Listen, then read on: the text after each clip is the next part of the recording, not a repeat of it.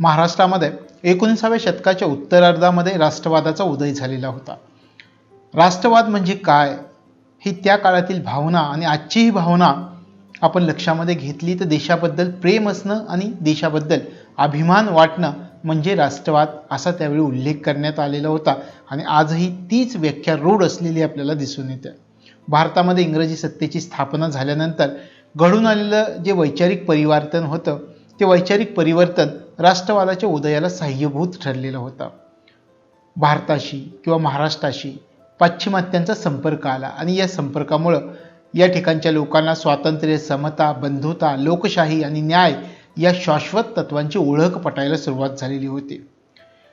राष्ट्रवादाच्या उदयाची कारणं जी महाराष्ट्रामधली आहेत त्याच्यामध्ये ऐतिहासिक वारसा महाराष्ट्राचा मोठा होता। सातवाहन कालखंडापासून मराठी भाषा आणि महाराष्ट्रीयन संस्कृती आकार घ्यायला सुरुवात केलेली होती। मध्ययुगीन काळाचा विचार केला तर हिंदूंचं दैवत असलेलं छत्रपती शिवाजी महाराज यांनी महाराष्ट्रामध्ये स्वराज्याची निर्मिती केलेली होती। स्वराज्यामुळे मराठी माणसाच्या मनामध्ये स्वातंत्र्य, स्वाभिमान आणि राष्ट्रप्रेमाची ज्योत पेटलेली होती। लोकमान्य टिळकांनी पुढच्या कालावधीमध्ये शिवजयंती आणि गणेश उत्सव साजरा करायला सुरुवात केली आणि यामुळे मराठी माणसाच्या मनामध्ये राष्ट्रवादाची भावना विकसित होण्यास मदत झालेली होती। याशिवाय इंग्रजांचं जे आर्थिक धोरण होतं ते आर्थिक धोरणही राष्ट्रवादाच्या कारणामध्ये किंवा राष्ट्रवादाचा उदय होण्याच्या कारणामध्ये कारणीभूत होतं। महाराष्ट्रीयन जनतेचं आर्थिक शोषण होत होतं। इंग्रजांचं जे औद्योगिक धोरण होतं या औद्योगिक धोरणामुळे इंग्रजांनी भारतामधील बाजारपेठा काबीज केलेल्या होत्या। औद्योगिक धोरणामुळे स्थानिक हस्तव्यवसाय, लघु उद्योग, बोलतेदारी व्यवसाय अशा व्यवसायांना उतरती कळा लागलेली होती। अनेक व्यवसाय आणि कारागीर या काळामध्ये बेकार झालेले होते। महाराष्ट्रामध्ये दुष्काळाच्या काळामध्ये ब्रिटिश सरकारने जबरदस्तीने सारा वसूल केलेला होता। यामुळे मोठ्या प्रमाणामध्ये शेतकऱ्यांमध्ये असंतोष निर्माण झालेला होता। ब्रिटिशांच्या धोरणामुळे शेतकरी सावकारांच्या पाशामध्ये अडकलेला होता। अशा प्रकारे हे सुद्धा राष्ट्रवादाच्या उदयाला कारणीभूत होतं, इंग्रजांनी केलेलं आर्थिक शोषण। त्यानंतर इंग्रज राजवटीचाही परिणाम महाराष्ट्रीयन जनतेवरती झालेला होता। ब्रिटिशांच्यामुळे पाश्चात्य संस्कृती, साहित्य, शिक्षण, प्रशासन, कायदा आणि पाश्चात्य विचार या संकल्पनांचा संकल्प भारतीयांमध्ये झालेला आपल्याला दिसून येतो। याच्यामध्ये आपण जर पाहिलं तर अनेक समाज सुधारक होऊन गेले। लोकहितवादी बाळशास्त्री जांभेकर, दादोबा पांडुरंग तरखडकर, महात्मा फुले या समाज सुधारकांनी राजकीय चळवळीपेक्षा सामाजिक सुधारणांना या काळामध्ये महत्त्व दिलेलं आपल्याला दिसून येतं। राष्ट्रवादी भावना जनतेच्या मनामध्ये निर्माण झालेली होती। याशिवाय राष्ट्रवादाच्या उदयाच्या कारणामध्ये इंग्रजी भाषेचा प्रसार सुद्धा महत्त्वाचा होता। 1835 मध्ये लॉर्ड विल्यम बेंटिंकनं इंग्रजी भाषेमधून शिक्षण देण्याचा कायदा केलेला होता। इंग्रजी भाषेच्या माध्यमामधून शिक्षणाची सुरुवात करण्यात आलेली होती। देशाचा राज्यकारभार चालवता यावा यासाठी इंग्रजी भाषा माहिती असणारा कारकून वर्ग इंग्रजांना तयार करायचा होता आणि हाच प्रमुख उद्देश ठेवून महाराष्ट्रामध्ये इंग्रजी शिक्षणाची सुरुवात करण्यात आलेली होती। वेगवेगळ्या भाषा बोलणाऱ्या वेगवेगळ्या प्रांतामधील भारतीय लोकांना एकत्र आणण्याचं काम इंग्रजी भाषेनं केलेलं होतं। इंग्रजी भाषेनं वेगवेगळ्या भाषा बोलणाऱ्या वेगवेगळ्या प्रांतामधील भारतीय लोकांना एकत्र आणण्याचं सर्वात महत्त्वाचं काम केलेलं होतं। इंग्रजी भाषेच्या माध्यमामधून भारतीय लोक परस्परांशी संपर्क साधू लागलेले होते। याशिवाय इंग्रजी शिक्षणामुळे आधुनिक विचारांचा प्रसार व्हायला मदत झालेली होती। अशा प्रकारे महाराष्ट्रामधील राष्ट्रवादाच्या कारणांमध्ये किंवा राष्ट्रवादाचा उदय होण्याच्या कारणांमध्ये इंग्रजी भाषेचा झालेला प्रसार हे सुद्धा महत्त्वाचं कारण होतं। त्यानंतर दळणवळण आणि संपर्क यांची झालेली प्रगती हे सुद्धा महाराष्ट्रामध्ये जो राष्ट्रवाद झाला त्याच्या उदयाला कारणीभूत होतं। ब्रिटिशांनी भारतामध्ये राज्यकारभाराची सोय करता यावी यासाठी भौतिक सुधारणा केलेल्या होत्या। लॉर्ड डलहौसीने 1853 मध्ये मुंबई ते ठाणे ही भारतामधील पहिली रेल्वे सुरू केली।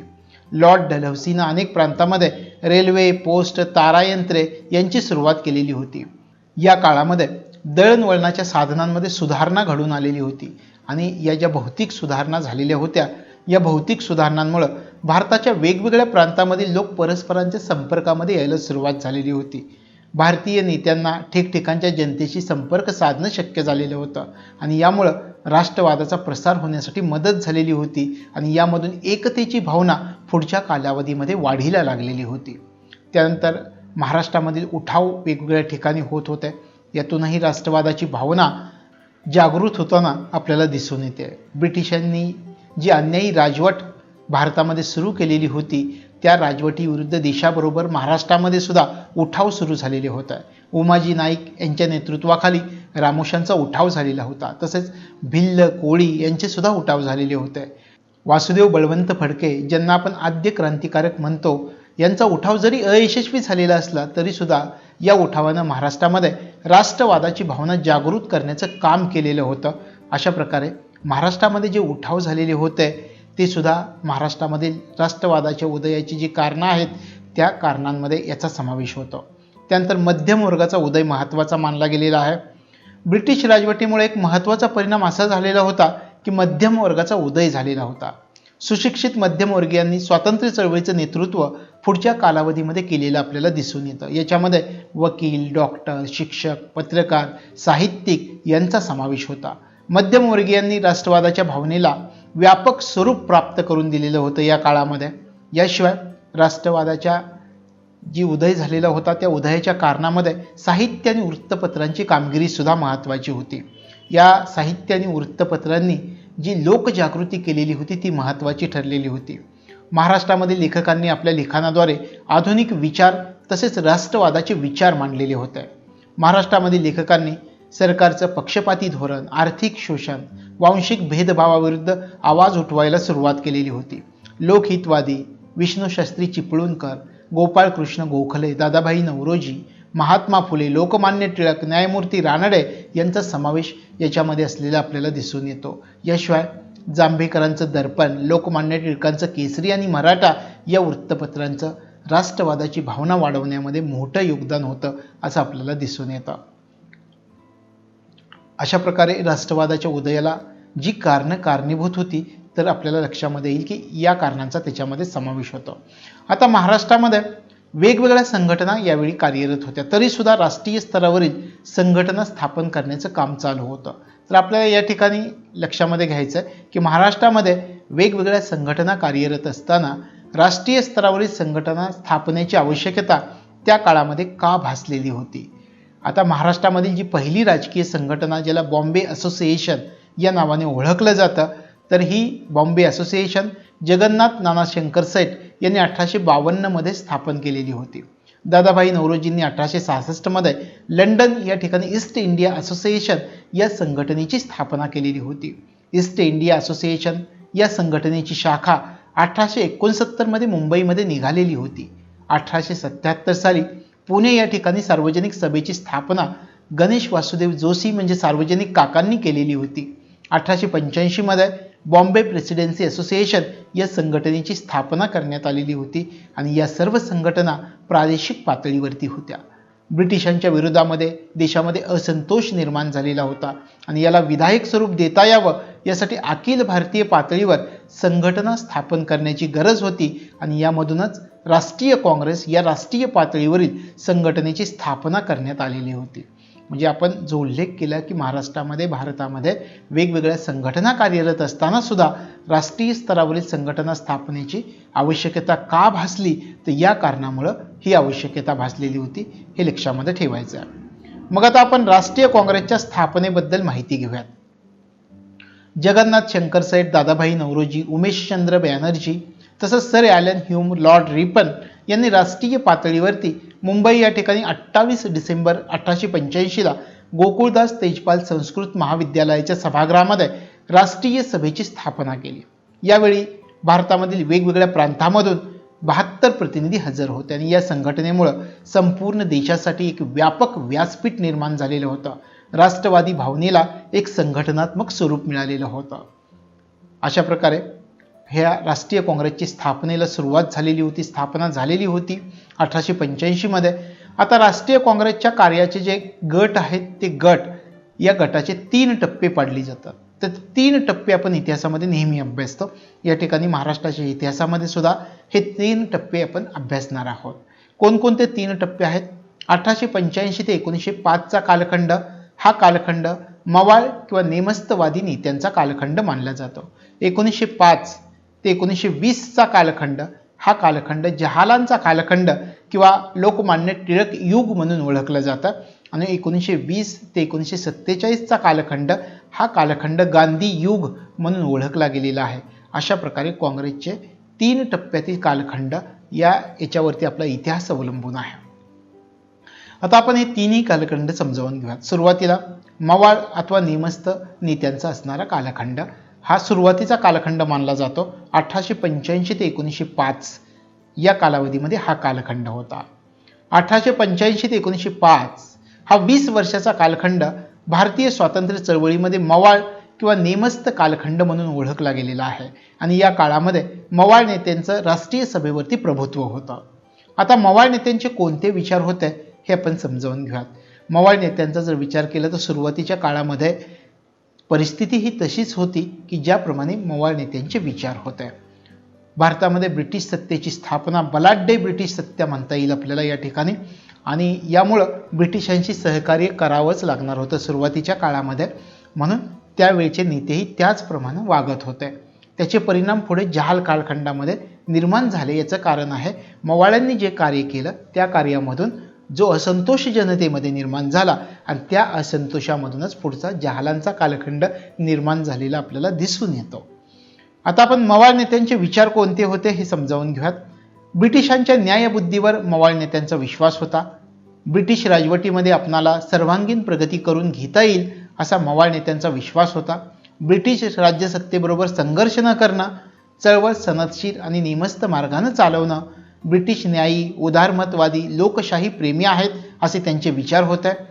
ब्रिटिशांकडे आपल्याला जर काही मागण्या करायच्या असतील तर अर्ज, विनंत्या, शिष्टमंडळ पाठवणं आणि आपलं प्रश्न सोडवून घेणं याच्यावरती भर देणे असा त्यांचा विचार होता.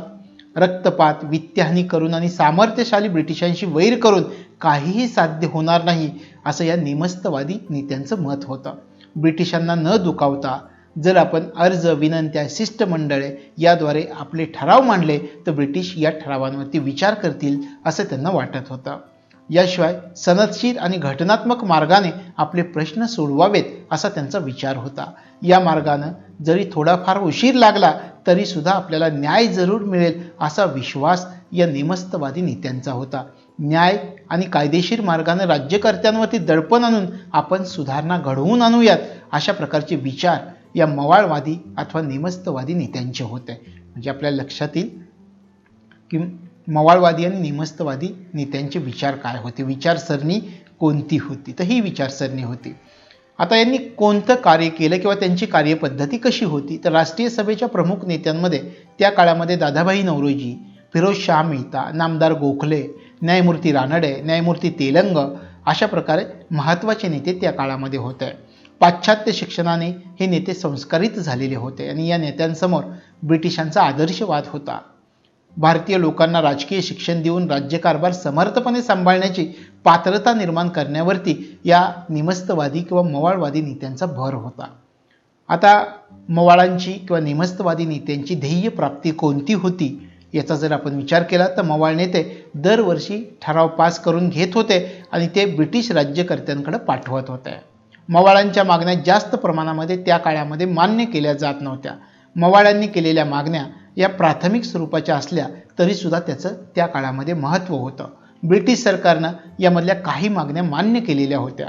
1885 ते 1905 या काळामध्ये मवाळांनी ज्या प्रमुख मागण्या केलेल्या होत्या त्यांचा जर आपण विचार केला तर आपल्या लक्षामध्ये येईल की त्यांच्या मागण्या कोणत्या स्वरूपाच्या होत्या. या मागण्यांमध्ये कायदेमंडळामधील निवडून येणाऱ्या सभासदांची संख्या वाढवण्यात यावी, कायदेमंडळाच्या अधिकारामध्ये सुधारणा करण्यात यावी, भारत मंत्री आणि भारत मंडळ रद्द करण्यात यावं, कायदेमंडळाच्या वर्चस्वाखाली न्यायसंस्था असू नयेत, स्थानिक स्वराज्य संस्थांना जास्त अधिकार दिले जावेत, वृत्तपत्रांना स्वातंत्र्य दिले जावं, इंग्रजांना उच्च पद देणं हे आर्थिक, राजकीय आणि नैतिकदृष्ट्या अयोग्य आहे, 1892च्या कायद्यानं दिलेल्या सुधारणा समाधानकारक नाहीत अशा प्रकारे काँग्रेस नेत्यांचं मत होतं. कायदेमंडळामध्ये जास्त सभासद आणि जास्त अधिकार असावेत अशी मागणी या मवाळ नेत्यांनी केलेली होती. नामदार गोखल्यांनी 1905 मध्ये ऑस्ट्रेलिया, कॅनडाप्रमाणे भारतामध्ये सुद्धा वसाहतीचं स्वराज्य देण्यात यावं अशा प्रकारची मागणी केलेली होती. अशा प्रकारची ध्येय ही मवाळवादी नेत्यांची, नेमस्तवादी नेत्यांची होती. आता दादाभाई नौरोजींनी सुद्धा काही मागण्या केलेल्या होत्या.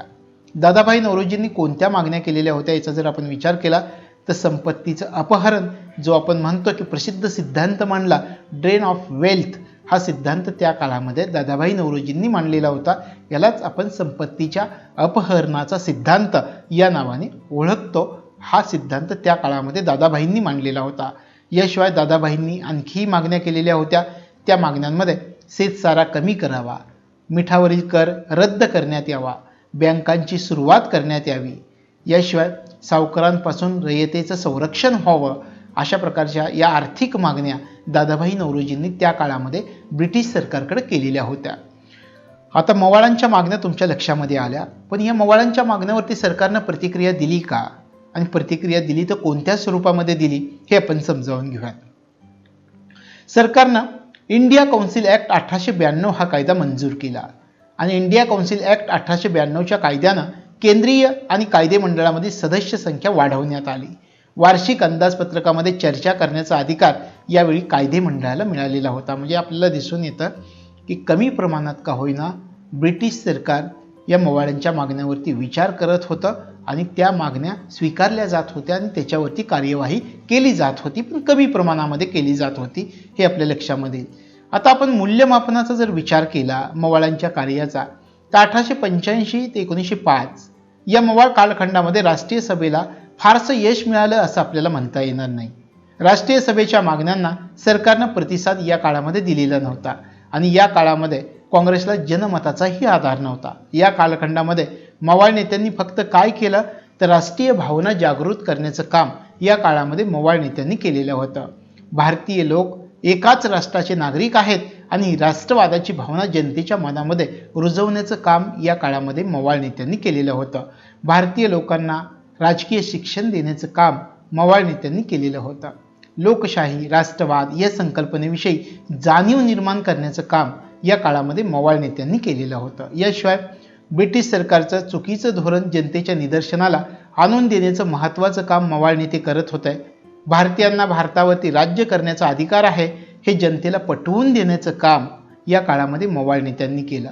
1905 चा जर आपण विचार केला तर जहाल काँग्रेसला स्वराज्याचा मार्ग जो मोकळा झालेला होता तो मवाळांच्या कार्याचं मोठ्या प्रमाणामध्ये काम आपल्याला याच्यामधून दिसून येईल की मवाळांनी जी जनजागृती केली की आम्ही ब्रिटिशांकडे मागण्या करतोय, ब्रिटिश स्वीकारत नाहीत, आणि याच्यामधून लोकांच्या मध्ये जो असंतोष निर्माण झाला तो असंतोष म्हणजे पुढे जहालांचा कालखंड की मागण्या आणखी तीव्रपणे इंग्रज सरकारला मागायला सुरुवात करण्यात आली आणि जनतेमध्ये मोठ्या प्रमाणात राष्ट्रवादाची भावना जागृत झाली. याला कोणतं कार्य कारणीभूत असेल तर पूर्वीचं मवाळांचं कार्य होतं, कारण मवाळांनी जे केलेल्या मागण्या होत्या त्या सरकारनं खूप कमी प्रमाणामध्ये स्वीकारल्या, त्यामुळे जनतेमध्ये असंतोष निर्माण झालेला होता आणि हा असंतोष निर्माण करण्याचं काम या मवाळांनी केलेलं होतं. अशा प्रकारे आपल्याला मूल्यमापन या मवाळांच्या कार्याचं करता येईल. यानंतर लोकमान्य टिळक आणि जहाल कालखंड या कालखंडाविषयी आपण माहिती समजावून घेऊयात. यांचा कालखंड होता 1905 ते 1920. आता जहाल मताच्या उदयाची कारणं काय होती हे आपण सुरुवातीला समजावून घेऊयात. राष्ट्रीय काँग्रेसला नेमस्त मार्गांनी केलेल्या कार्याला यश मिळालेलं नव्हतं, म्हणजे अपयश आलेलं होतं. तरुण वर्गामध्ये ब्रिटिशांचं जे हे धोरण होतं या धोरणाबाबत आता सांशकता निर्माण व्हायला सुरुवात झालेली होती. तरुण वर्गाला मवाळ नेत्यांचं नेमस्त धोरण अयोग्य वाटायला सुरुवात झालेली होती आणि 1905 मध्ये करण्यात आलेल्या बंगालच्या फाळणीनं तर जहालवादीचा जो मार्ग होता त्या मार्ग मोठ्या प्रमाणामध्ये तरुणांनी स्वीकारायला सुरुवात केलेली होती. आता या काळामधील तरुण वर्गाचे विचार नेमके काय होते हे आपण समजावून घेऊयात. अर्ज, विनंत्या, शिष्टमंडळ यांनी सरकारला काहीही फरक पडत नाही असं तरुण वर्गाला वाटत होतं. सरकारला प्रतिकार करावा लागणार आहे, स्वदेशीचा पुरस्कार करावा लागणार आहे, राष्ट्रीय शिक्षणाला प्राधान्य द्यावं लागेल, प्रखर राष्ट्रवाद निर्माण करावा लागेल आणि हा राष्ट्रवाद भारतामधील सामान्य लोकांपर्यंत पोहोचवावा लागेल. अशा वेळी त्यावेळच्या तरुण लोकांचं मत होतं, तरुण वर्गाचं मत होतं, हे आपल्या लक्षामध्ये येईल आणि या मतानुसारच पुढच्या कालखंडामध्ये आपल्याला जहाल कालखंड सुरू झालेला दिसून येतो. आता जहाल मतवादाची विचारसरणी काय होती? ब्रिटिश आपणहून भारताला स्वराज्य देणार नाहीत, तर त्यासाठी ब्रिटिशांशी आपल्याला प्रतिकार करावा लागणार आहे, जशास तशी भूमिका आपल्याला घ्यावी लागणार आहे. भारतीयांचं ऐक्य, सामर्थ्य ब्रिटिशांना दाखवावं लागणार आहे. भारतीय स्वातंत्र्याची चळवळ जनसामान्यापर्यंत निघून पोहोचवावी लागणार आहे. ब्रिटिश सत्ता उलथवून टाकल्याशिवाय सामाजिक आणि राजकीय सुधारणा करता येणार नाही. ब्रिटिशांशी लढा देण्यासाठी भारतीय जनतेनं जन आंदोलनामध्ये सहभागी झालं पाहिजे आणि ब्रिटिशांच्या विरुद्ध निशस्त्र संघर्ष करावा, अशा प्रकारची विचारसरणी ही त्यावेळच्या जहालमतवाद्यांची होती. हे लक्षामध्ये ठेवायचं. जहालमतवाद्यांची विचारसरणी आपण लक्षामध्ये घेतली. हे टिळक युग असं म्हटलं जातं. मग लोकमान्य टिळकांचे काय विचार होते हे पण आपण समजावून घेऊयात. लोकमान्य टिळकांचं मत असं होतं की आपल्या देशापुढील सर्व समस्यांचं मूळ जर कोणतं असेल तर ते परकीय सत्ता आहे. परकीय सत्तेनं आपल्यावरती राजकीय गुलामगिरी लादलेली आहे. भारतीयांनी आपल्या हक्कासाठी ब्रिटिश सरकारशी संघर्ष केला पाहिजे, अशा प्रकारे टिळकांचं मत होतं. टिळक युगाचा जर आपण विचार केला तर भारतीय राष्ट्रीय सभेच्या दुसऱ्या कालखंडामधील चळवळीचं नेतृत्व बाळ गंगाधर टिळक, लाला लजपतराय आणि बिपिन चंद्र पाल यांनी केलेलं होतं. म्हणूनच त्या काळामध्ये यांना लाल बाल पाल या नावाने ओळखलं जात होतं. तसंच अरविंद घोष सुद्धा याच्यामध्ये होते. या कालखंडावरती लोकमान्य टिळकांच्या विचारांचा प्रभाव होता, म्हणून याला टिळक युग असं म्हटलं जातं. 1906च्या कलकत्ता काँग्रेस अधिवेशनामध्ये स्वराज्य, स्वदेशी बहिष्कार आणि राष्ट्रीय शिक्षण हे ठराव मंजूर करण्यात आलेले होते. सर व्हॅलेंटाईन चिरोल यांनी लोकमान्य टिळकांना हिंदी असंतोषाचे जनक असं संबोधलेलं होतं. लोकमान्य टिळक LLBची परीक्षा पास झालेले होते. लोकमान्य टिळक, आगरकर, विष्णूशास्त्री चिपळूणकर यांनी 1880 मध्ये पुणे या ठिकाणी न्यू इंग्लिश स्कूलची स्थापना केलेली होती. 1884 मध्ये पुण्यामध्ये डेक्कन एज्युकेशन सोसायटीची स्थापना करण्यात आलेली होती. 1885 मध्ये फर्ग्युसन कॉलेज सुरू करण्यात आलेलं होतं. समाज जागृतीचं कार्य प्रभावीपणे करता यावं म्हणून लोकमान्य टिळक आणि आगरकर यांनी एकत्रितपणे मराठी भाषेमध्ये केसरी आणि इंग्रजी भाषेमध्ये मराठा ही 2 वृत्तपत्र 1881 मध्ये सुरू केलेली होती. आगरकर केसरीचे तर लोकमान्य टिळक मराठा या वृत्तपत्राचे संपादक होते. आगरकर आणि टिळक या दोघांमध्ये आधी सामाजिक सुधारणा की राजकीय स्वातंत्र्य या प्रश्नांवरून मतभेद निर्माण झाले आणि यातून हे दोघे वेगळे झालेले होते. आगरकरांनी पुढे 1887 मध्ये केसरीच्या संपादक पदाचा राजीनामा दिला. केसरीची सर्व सूत्र पुढच्या कालावधीमध्ये लोकमान्य टिळकांनी आपल्या ताब्यामध्ये घेतलेली होती. यानंतर जहालमतवाद्याचा पुरस्काराला सुरुवात झालेली होती. लोकमान्य टिळकांनी तरुण वर्गामध्ये स्वराज्य, स्वदेशी बहिष्कार आणि राष्ट्रीय शिक्षण ही चतुसूत्री मांडलेली होती आणि याविषयी स्वाभिमान निर्माण केलेला होता. लोकमान्य टिळकांनी 1893 मध्ये सार्वजनिक गणेशोत्सव आणि 1895 मध्ये शिवजयंती हे उत्सव सुरू केलेले होते. लोकमान्य टिळकांनी तरुण वर्गासाठी व्यायामशाळा सुरू केल्या. राष्ट्रीय काँग्रेसमध्ये मवाळमतवादी आणि जहालमतवादी अशा 2 गटांची निर्मिती या वेळेला झालेली होती. 1905च्या बंगालच्या फाळणीनं जहालमतवादाला मोठ्या प्रमाणामध्ये पाठिंबा मिळालेला होता आणि देशामध्ये ब्रिटिश सरकार विरोधी भावना वाढीला लागायला सुरुवात झालेली होती. आता या चतुसूत्री कार्यक्रमाचा जर आपण विचार केला तर या चतुसूत्री कार्यक्रमाला निश्चित अर्थ होता असं आपल्याला दिसून येतं. लोकमान्य टिळकांनी चतुसूत्रीचा कार्यक्रम भारतीय जनतेपुढे मांडला. चतुसूत्री कार्यक्रमामध्ये स्वराज्य, स्वदेशी बहिष्कार आणि राष्ट्रीय शिक्षण यांचा समावेश होता. चतुसूत्री कार्यक्रमाचं स्वरूप स्वराज्याचं उद्दिष्ट साध्य करणं हे होतं. अशा प्रकारे चतुसूत्री कार्यक्रम आपण समजावून घेऊयात. स्वराज्य आपण जे म्हटलं की चतुसूत्री कार्यक्रमाला निश्चित अर्थ होता, या चतुसूत्री कार्यक्रमाचा निश्चित अर्थ आपण या ठिकाणी समजावून घेऊयात. स्वराज्य हे लोकमान्य टिळकांचं अंतिम ध्येय होतं. स्वराज्य हा माझा जन्मसिद्ध हक्क आहे आणि तो मी मिळवणारच, अशी घोषणा त्या काळामध्ये लोकमान्य टिळकांनी केलेली होती. लोकमान्य टिळकांच्या मते स्वराज्य म्हणजे ब्रिटिशांना इंग्लंडमध्ये जे हक्क मिळतात तेच हक्क भारतीयांना भारतामध्ये मिळाले पाहिजेत. तसेच भारतामधील सरकार भारतीय लोकांचं असलं पाहिजे आणि ते भारतीयांना जबाबदार असलं पाहिजे, अशा प्रकारचा अर्थ स्वराज्य याचा लोकमान्य टिळकांनी लावलेला होता. भारतीय जनतेची सर्वांगीण प्रगती फक्त स्वराज्यामध्येच होऊ शकेल असं लोकमान्य टिळकांना वाटत होतं. त्यानंतर स्वदेशीचा जर विचार केला तर स्वदेशी याचा अर्थ भारतीयांनी आपल्या देशामध्ये तयार झालेल्या वस्तूंचा वापर करणं. स्वदेशी मालाच्या वापरामधून भारतीयांमधील राष्ट्रप्रेमाची भावना जागृत होईल. तसेच स्वदेशी चळवळीच्या माध्यमामधून परकीय सत्तेशी संघर्ष करण्याचं एक प्रभावी साधन उपलब्ध होईल असं लोकमान्य टिळकांना वाटत होतं. लोकमान्य टिळकांनी व्यापक दृष्टिकोनामधून स्वदेशीचा आग्रह धरलेला होता. टिळक आर्थिक चळवळीप्रमाणेच राजकीय चळवळ या दृष्टीनेही स्वदेशीकडे पाहत होते.